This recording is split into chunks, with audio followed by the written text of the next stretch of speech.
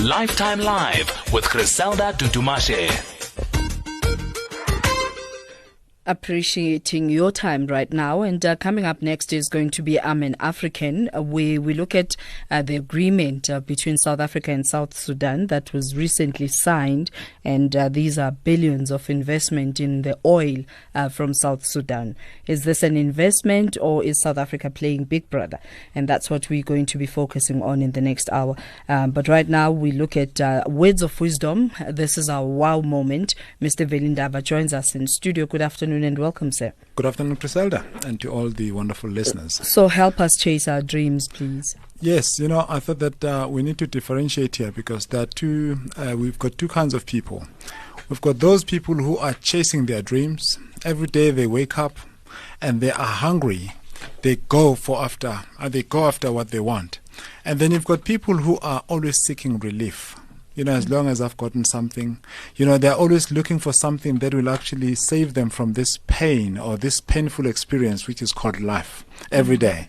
And now let me start off with the ones who are chasing their dreams. Those ones who chase their dreams, they know the following. Number one, they know that if you don't sacrifice for what you want becomes the sacrifice.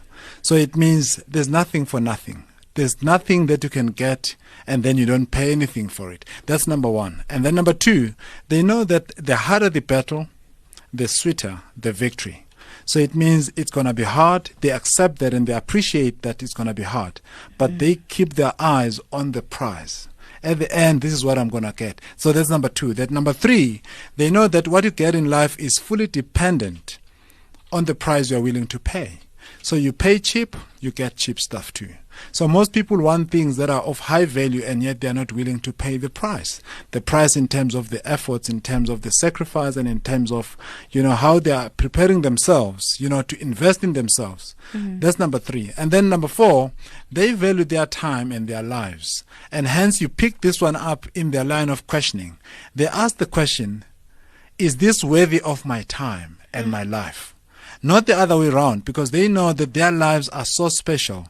Their lives are actually what matters most. So it means they have gifts and talents that no one in the world has. So it means that at the end of the day, it's about your value, not what other people place on you. So that's something that's very important. So these people are very clear. Hence, they claim the prize. They know that they deserve better. They know that this world is a better place because they came this way. So they have no doubt about that. And now the second one. So, the first one, they still know that you don't need more time to produce better results, but you need to be more skillful. You need to be more resourceful in order for you to produce better results. Most people will always complain about time. You can't adjust time, but you can always adjust your skill set. And that's something that you can always do. Surround yourself with people that will challenge you and then develop your skill set. And that's something that you actually have control over, not time. And then now, when you talk about those people who are always seeking relief, they operate from the basis that anything will do. So they appreciate just having something. I mean, you hear them saying, as long as I have something, I'm better off than so and so, because at least a slice of bread is better than nothing. You see, they don't see themselves as deserving of a full loaf. So it's always about, as long as I have something. So this actually promotes mediocrity. You've got to go for what you want. And then number two, they don't see themselves as valuable. They always ask people to say, do you think I'm worthy of you? Do you think I'm worthy of this and that and that? And if you operate from that, it means you don't see value for yourself. You just think that people will actually tell you what you deserve and what you are worthy. So that's something, or tell you of your worth. And then, you don't want this kind. So at the end of the day, it's about what you stand for. Because if you stand for nothing, you'll fall for anything. That's something that's very important. So you need to know what is it that you are standing for. I'm just reminded of a man who was asked after doing so much with his life.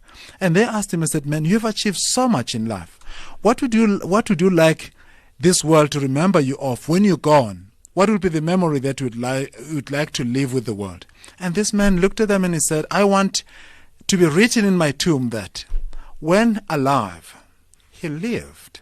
So this is something that is so powerful. So it means he wasn't just existing, but he lived. He made a contribution with his life, and he became the very best that he could ever become. Because when you're dead, there's not much you can do anymore. Definitely. And I love it that we all given 24 hours in a day. Use it wisely. Thank you. Thank you very much, Mr. Ndaba. Where do we find you? I'm available at velindaba.com. So if you just go to velindaba.com, you'll find me. That's it. She's motivational speaker, author, entrepreneur, life and business coach. And that's where we ended